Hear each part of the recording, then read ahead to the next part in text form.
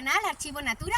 Hoy nos encontramos dando un paseo por el bosque alrededor del pueblo. Veis que es un bosque de pinos. El motivo de venir aquí a grabar es que me gustaría compartir con vosotros, seguramente ya la conocéis porque desde que se ha descubierto no han dejado de aparecer libros, artículos, documentales, y es cómo el bosque no está compuesto por árboles aislados como nos pensábamos, compitiendo entre sí por la luz, sino que forma un único organismo y que no es solo lo que vemos por encima de la tierra lo que existe, sino mucho más importante el subsuelo y todos lo que permite que todos los árboles estén comunicados a través de sus raíces, formando una auténtica red internet de la cantidad de comunicación, de mensajes, de información que se transmiten unos a otros, especialmente con los de su misma especie, pero forman parte de esa red, todos están comunicados a través de sus raíces, hasta el punto de que se le denomina a la red de intercomunicación que ellos forman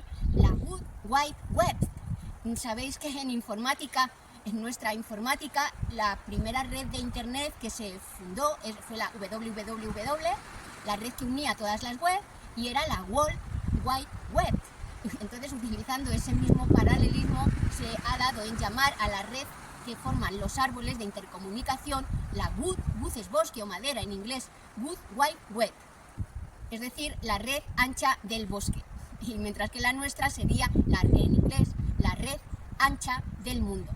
Si bien, aunque wide en inglés literalmente significa ancha, más bien habría que traducirlo como global, en el sentido de global, o sea que nosotros tenemos la red global del mundo a través de la informática e internet, mientras que los árboles tienen la red global del bosque. Los árboles se comunican entre sí nutrientes unos a otros y también información.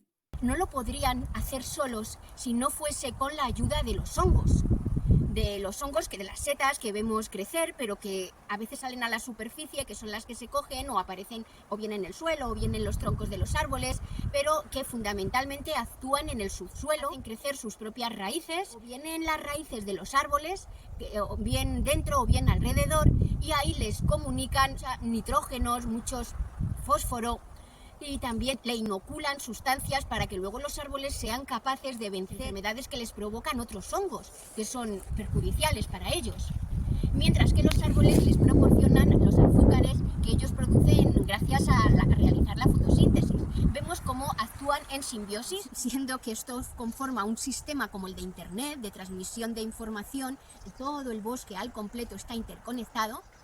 También existen otros árboles que hackean el sistema, como por ejemplo el nogal negro. El nogal negro, a través de sus hojas, ataca a otros árboles, y también, por ejemplo, las orquídeas son las más famosas, que hackean el sistema, que le hacen tener fallos para, en su propio beneficio, quedarse con los máximos nutrientes. Las plantas también no solo se comunican nutrientes, no solo nutrientes, sino también información, porque, por ejemplo, se ha podido constatar que en África, cuando una acacia sus hojas comienzan a ser ingeridas por una jirafa, alerta a todas las demás acacias, y en muy poco tiempo el resto de las acacias pueden comenzar a generar en sus hojas una sustancia que es tóxica para las jirafas.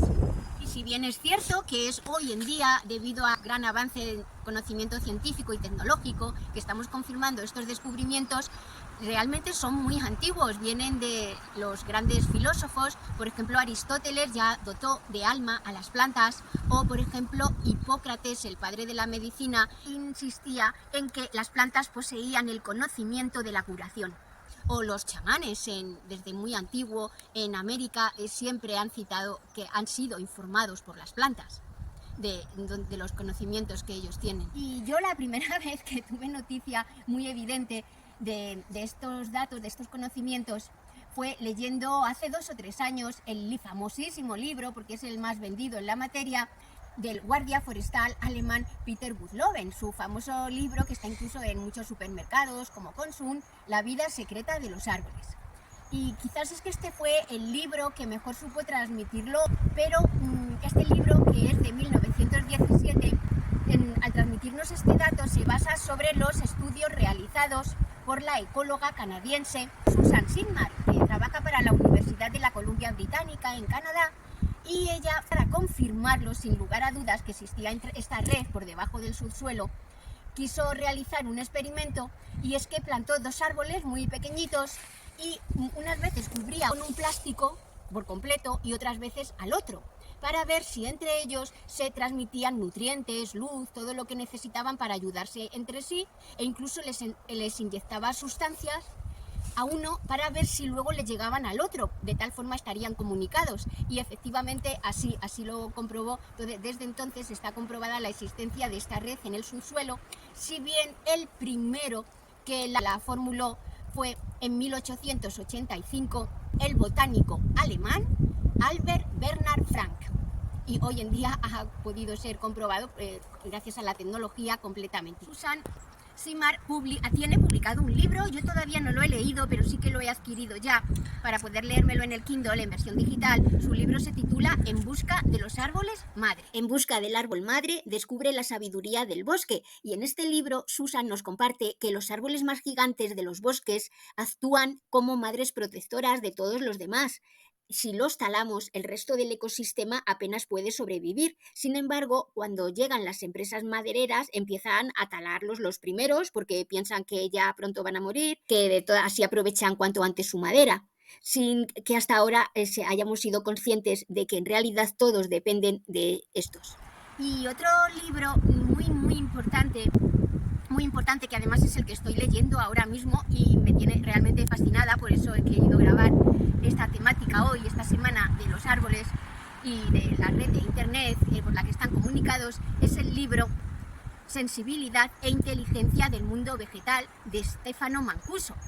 Y es un libro en el que él ha podido comprobar que nosotros, aunque pensamos que los árboles están ahí un poco inertes, sí, nos proporcionan oxígeno y todos sabemos que solo gracias a eso es posible la vida en el planeta, pero no hemos sabido hasta ahora qué capacidad de inteligencia tienen y qué sensibilidad. Y entonces él sí ha podido demostrar que los árboles no solo tienen los mismos 5 sentidos que nosotros, de vista, oído, olfato, gusto, tacto, por mucho que ellos no tienen órganos especializados como los animales, no tienen ojos, oídos, pero sí que tienen desarrolladas todas esas capacidades de percibir esa información. Sabemos también, por ejemplo, en lo que respecta a sonidos, hasta ahora no se sabía, pero los árboles emiten sonidos, si bien son infrasonidos que los humanos no podemos percibir. Se ha podido grabar infrasonidos, por ejemplo, de las plantas de maíz, o también ya hay otros ciertos sonidos que hasta ahora en bosques se atribuían al viento, pero no estaban producidos por el viento sino por los árboles para comunicarse unos con otros. Y aparte de los otros 5 sentidos que tenemos los animales, bueno, tenemos 2 más también, el sentido propiociético y el sentido reticular, que siempre nos dicen los logopedas. Aparte, los árboles, las plantas, el mundo vegetal, aparte, tiene 15 sentidos más, de tal forma que son capaces de percibir sustancias, donde existe agua, donde existe piedra, cómo superar obstáculos. Y Mancuso se dio cuenta porque su madre, él se quería dedicar a la biología, pero su madre le tenía toda la casa invadida de plantas, tanto como le gustaban, y algunas estaban plantadas, digamos que en jarrones transparentes de vidrio. Y entonces él veía que cuando las raíces de la planta, las que estaban más pegadas a la pared, veía que cuando había, por ejemplo, una piedrecita ahí, la raíz de la planta, a lo mejor 5 centímetros antes de llegar, lo percibía y se prolongaba por otra zona distinta. Él veía que no tenía que tocar la piedra, la raíz, para saber, aquí hay una piedra, ya desde la piedra me voy a otra zona. No, 5 o 6 centímetros, la planta sabía. Os tengo que contar muchísimas curiosidades y datos increíbles de este libro por todas partes, nos informa en todas las páginas, pero yo creo que para no hacer este vídeo muy largo lo voy a dejar para otro. Hoy me voy a focalizar más bien en esta red subterránea que existe, y otro día os cuento cantidades de curiosidades sorprendentes del mundo vegetal, del libro de Mancuso, Sensibilidad e inteligencia del mundo vegetal, aunque ya me he descargado también otro de él que se titula El futuro es vegetal. Insisten en que, sin embargo, todo lo que nos queda por descubrir de la inteligencia y de cómo se comunica el mundo vegetal debe ser asombroso, debemos estar en los inicios, porque, por ejemplo, hay que recordar un experimento que ya se hizo hace bastante tiempo, en los años 60, por el descubridor de la máquina de la verdad, de Brister. Una vez se le ocurrió una planta que había ahí en un despacho, acercarlo a la máquina de la verdad y conectarla a la planta. Y entonces se quedó muy sorprendido, él lo hizo por mera curiosidad, pero nunca se esperaba el resultado de que la planta empezó a emitir la misma línea en el polígrafo que una persona que estaba muy nerviosa, el mismo tipo de línea. Entonces se quedó tan sorprendido que dijo, vale, pues ahora, él pensó, ahora voy a quemar una hoja de la planta a ver cómo reacciona, a ver si también comunica el mismo pánico que haría una persona. Y según pensó, no la quemó, pero solo pensó en quemar la hoja de la planta, y la planta ya empezó a formar las líneas de una persona que estaba totalmente presa de pánico de lo que iba a suceder a continuación. Es decir, que ni siquiera hacía falta que el hecho sucediera para que la planta ya supiese leer el pensamiento de Brister. En ese caso, esto ha deslumbrado mucho a toda la comunidad científica. Todavía no se ha podido resolver ese enigma, ni muchos otros que están por venir. Luego también estos autores nos insisten en que tenemos que evitar hacer cualquier ataque a por ejemplo, es muy típico los árboles que les colocan una cuerda para tender una hamaca o algo y luego se van y las personas ahí se dejan la cuerda, el árbol sigue creciendo y empieza a dañarse muy seriamente su corteza. Yo la verdad que he cortado algunas cuerdas por aquí, o sea que sí que se hace como ellos dicen, y hacer grabaciones con un cuchillo, cualquier herida que se le haga en la corteza a un árbol va a tener consecuencias. Por ahí van a entrar microorganismos que son dañinos, le van a atacar. La corteza del árbol es como nuestra piel y no tenemos que pensar que hay que clavar clavos que se hacen enormes, todo eso les va a pasar factura a los árboles, tenemos que evitarlo. Y también insiste mucho, por ejemplo, Peter von Leven en su libro, que fundamental es que el tronco de un árbol crezca totalmente vertical para darle años de vida y que se convierta en centenario, en milenario. Por eso nosotros a lo mejor en nuestros jardines sí que podemos guiarlos con tutores, porque literalmente les estamos dando años de vida. También nos cuenta Peter cómo los árboles no les crecen las ramas de forma aleatoria, al azar, sino que ellos mismos las provocan, saben muy bien por dónde tienen que lanzar sus nuevas ramas, por dónde les conviene. No quiero hacer este vídeo más largo, lo dejamos para un momento posterior.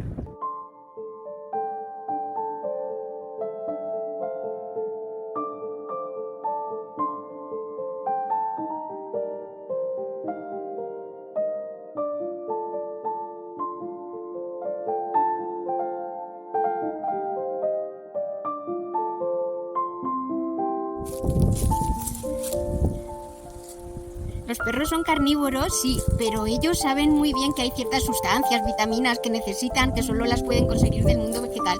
Y ellos también, mira qué listo, Tolstoy. También comen un poco. Mirad qué sorpresa tenemos aquí. Que 2 setas que han salido. No estoy segura de que sean comestibles y luego es que me parece tan impactantemente precioso ver setas, me encanta.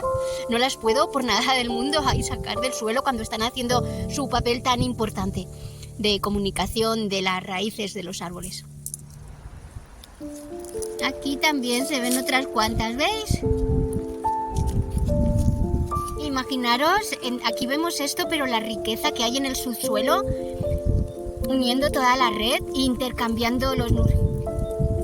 Y es que muchas veces no nos damos cuenta la importancia que los microorganismos han tenido tanto para el surgimiento de la vida como para su mantenimiento. Son completamente necesarios las bacterias beneficiosas y nosotros lo único que hacemos es sacar enseguida la lejía y el insecticida, cargarnos todo lo que hay vivo, es cargarnos el ecosistema.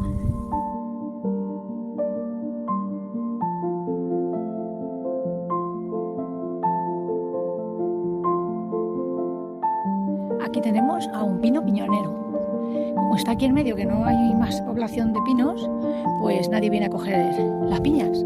Están arriba aún las que no se han caído, las tenemos ahí. No se ven con tanta claridad, pero sí, por aquí sí se ven ya. Y luego las tenemos en el suelo, que hay un montón. Y estas piñas, ahora que están secas, que ya no tienen piñones ni tienen nada, pues a veces las personas las cogen y para encender las chimeneas, las estufas. Otro vídeo también de Ana Dolores. Las orugas procesionarias pasan el invierno en las copas de los pinos y al llegar el buen tiempo se desplazan en filas para buscar dónde hacer sus nidos y convertirse en crisálidas y después en polillas o mariposas. Sus filamentos despiden un tóxico muy dañino, especialmente para los perros, pues les originan necrosis en sus lenguas. Por tanto, mucho cuidado en esta época en las zonas de pinos con los paseos con los perros. Nos despedimos aquí, ahí veis que el pueblo está ahí al fondo. Como aquí estamos rodeados de bosques por todas partes, gracias a que pasa el cauce del río Júcar. Muchas gracias por haberme visto, me podéis dar algún like para motivarme y compartir mi canal. Muchas gracias también a Ana Dolores, que me pasa vídeos tan increíbles muchas veces, como ella siempre está también muy pendiente de la naturaleza. Un abrazo grandísimo y hasta la próxima semana.